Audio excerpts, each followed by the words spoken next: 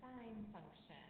Okay, so you can see this picture you have in front of you is the picture of a sine function, and you can see that what they're trying to tell you is that this circle relates itself to this pink graph. Yours isn't pink, but this graph that I'm going to point to, right? That wave that you see there, that's called a sine wave. And so I'm going to show you a video when you come to class of this circle being turned and twisted so that it falls apart. You can see that this piece that I'm drawing in red right now is the same length as this piece. And then as we go up the circle, so this is the circle going up, up, up, up until we hit this point right here at 1. And then the circle starts coming closer and closer and closer and closer down to 1. And that's what's happening over here. That's the other half of the circle. And then this part is the circle trying to go ahead and reach -1. So now we're going as close to -1 as we can, and then back up to 0. So this circle, these distances relate to that particular sine wave. You can see they've drawn the dashed lines across the top to indicate to you that they have the same distance away from the x-axis. And so we're going to do a little work with these, interpreting them a little bit and talking about how to find different points on these graphs, and then we're going to practice sketching a few, okay? And then that's about as far as we're going to go into sine waves and cosine waves in Algebra 2, and you'll do a lot more with that when you get to pre-calculus or trigonometry. So let me pull up my page, and we will talk about this graph. So interpreting the graph. What is the value of y equals the sine of 0? So they want to know what's the value of this function for theta when theta is at 270. So here's 270. They want to know what's the value of the function at 270. So here's your function. Where is it on the y? How far down has it gone when x is 270? So we scroll across and we see -1. So in other words, what they're saying is when x is 270 degrees, y is -1. So the answer here is -1. That's kind of what they're saying to you. For what value of theta between 0 and 360 does the graph y equals the sine of theta reach the maximum value of 1? So between 0 and 360. Well, look, I don't have the whole thing here, 0 and 360, right? I only have up to 270. So I'm going to extend this. So 180, 1, 2, 270, 1, 2. After 270, we've reached 360 degrees. And then 1, 2. And then we hit 450 degrees, and then 1, 2, we hit 540, and we can keep going so that this graph can keep going, right? So we can kind of go up to 360, and then at 450 it reaches its knot, and then we just keep going like this. We could just keep going and keep going with that. So theta between 0 and 360. So here's 360, here's 0. Where does it reach its maximum value? Well, that would be right here at 90 degrees. Okay? Extend the graph to include the measures from 270 to 720. Well, I sort of ran out of space. But it'll go back like this, and then this is 720 over here. Halfway, this halfway point is 630 degrees. So I'm just continuing the pattern, okay? And so that would be the 720. And it says, will the graph reach the maximum value of 1 again, and if so, where? So yes, it does, again here at 450. Is the sine function a periodic function? The answer is yes, because it rises and falls by the same amount. Okay, continuously. Right? It's repeating. It's repeating the same y values. Up, up, up, up, up, until you get to 1, down, down, down, down, down, until you get to -1. Up, up, up, up, up, until you get to 1, down, down, down, until you get to -1. So it keeps repeating that same rise and fall continuously. Okay? So that's reading it in degrees. You can also read functions in radians. So here we are, reading the function in radians. Estimate the sine 2. Okay, so now what they want you to do is estimate the sine 2.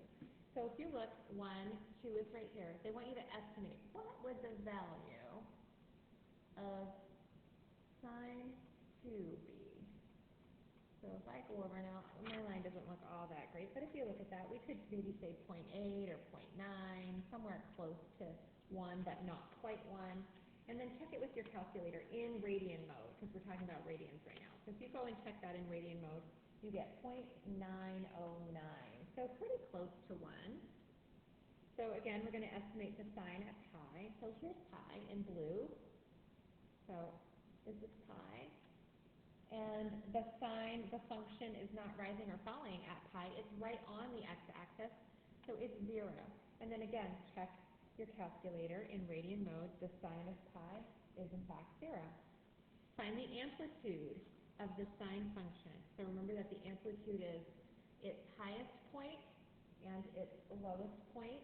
So highest point here at 1, lowest point here at -1, and then remember we do this, the line in the middle. So how much above and below that maximum is it, right? So it's 1 above and it's 1 below. So we're going to put 1 here, amplitude of 1. Express the period of the sine function in degrees and also in radians. So, all right, I need to figure out how much or how many degrees, right, the sine function is. So if we look back on the last page, we would recognize that this continues, right, until we get right here to 2 pi. So halfway is pi, the whole thing is 2 pi.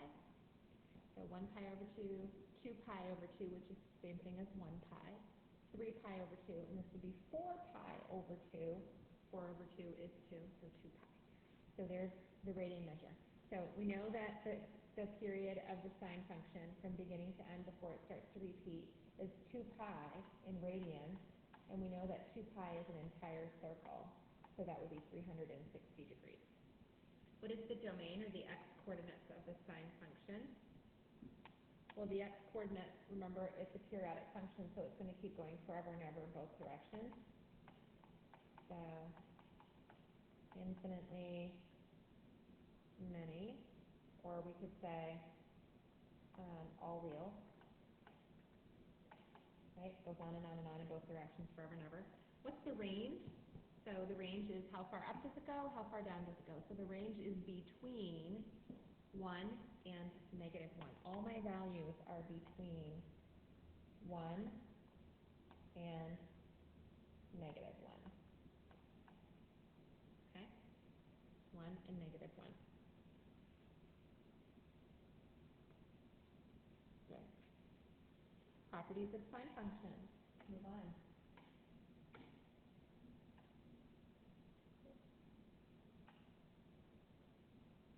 So let's just quickly write down the properties of the sine function. Number 1, absolute value of the amplitude. So when you're finding the amplitude, so remember that how far up and down the function goes, that is the max minus the min divided by 2. Okay? We have to take the absolute value of that. We just want the distance. We don't want a negative value there. We just want to know how many units is it up and down. B in the equation. So we're talking about this equation right here. The A represents the amplitude. So when you're looking at an equation, it tells you how far up, how far down. That's the number in front of the word sine. And then the number in front of the pi symbol is telling you the number of cycles from 0 to 360. In a full circle, how many cycles happen? So if it's a really tightly knit sine wave, you might have 4 or 5 cycles before the circle is complete. If it's a really wide sine, then you won't. You'll only have maybe 1. So B is the number of cycles. How many times does it repeat between 0 and 360? That's what it's asking you, right? And so some waves are really long between 0 and 360, but some are going to be really tightly waved. So they might repeat 5 or 6 times between 0 and 360. We don't know. So 2 pi divided by b is the equation that we use to find the period of the function. So remember, the period is its length left to right, so how long the one cycle is. And that's what we use to find it, 2 pi over b. So let's talk about sketching a graph. How do we sketch a graph of one of these things? So I'm going to start here. Okay. And the first thing that I'm going to do is have you change the increments on this graph. I know they're super hard to read. I had to kind of screenshot them off of some other paper because we don't have these graphs. So I want you to make this be pi, and I want you to make this be 2 pi, and then I want you to make this be 3 pi, and then 4 pi. Okay, so that's what we're going to call those increments on the graph for right now. So we're going to sketch one cycle of a sine curve with an amplitude of 2 and a period of 4b. So amplitude is 2, so it's going to go up 2 and also down 2, right? So it's going to be a total of 4 units high. You with me there? 2 up and 2 down, and a 4 units high. The period is 4 pi. So it is not going to repeat itself on this entire graph. This is going to be one cycle on this graph. So the first thing you have to do is choose your scale. And so for us, we have our scale here, beginning and end. That's always where the first thing that I do. Choose a scale, sketch your markers. So sketch your beginning and your end. And that comes from the period. 4 pi, the period equals 4 pi. So the beginning is 0 and the end is 4 pi.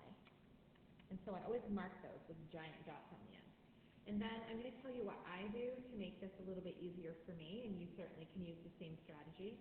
I know that my wave has to be 2 units up, so 2 units up and 2 units down. These sine waves are all in standard position. They can be shifted up, down, left, and right, just like all of our parabolas and cubic functions and all of those. We're not going to do that right now. Right now, I just want you to do them in standard position. So up 2, down 2, and I know it can't repeat anything. So I'm just going to make a general sine wave. So the next thing that I'm going to do is I plot where the middle is. So this is the middle, right? And I know that it's going to, on this half, go up, and on this half, it's going to go down. So I know that halfway between the black dot and the red dot here, it's going to be going up. So it's going to have to go up here. And then on this side, it's going to be going down. So it's going to be going down to here. And then I just go ahead and plot it. So now I just go ahead and sort of sketch my graph in here. And I have my sine wave, and it has not repeated anything. I made my beginning. I made my end. I have my maximum in the first half where I go up, and I have my minimum in the second half where I choose to go down. And those are halfway points, so it's kind of easy to just go ahead and draw your wave in after. Okay? So now we have to write the equation. So the amplitude was 2. That's A in my equation. And the period is 4 pi. Well, I can't just drop 4 pi in the equation. Remember that to get the period, we have to do 2 pi over b, right? 2 pi over b. And so I first have to say, oh, that's equal to 4 pi. So the equation to find the period, 2 pi over b, is equal to the period, which is 4 pi, right? And then I'm going to, again, do that whole little thing where I cross multiply. So I'm just going to sort of put this over 1. And bottom to top, top to bottom. So b times 4 pi equals 2 pi, right? And then to get b, I divide by 4 pi. So when I divide by 4 pi, I have b equals, the pi's cancel, and 2 divided by 4 is 1/2. That is going to go into the equation. So I found a and I found b, and remember the general equation is a sine b theta. So I'm going to go ahead and plug in A equals 2 sine 1/2 theta.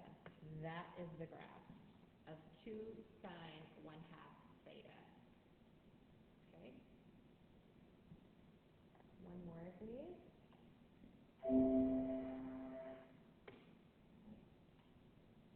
Move this up a little bit. Here's the last one.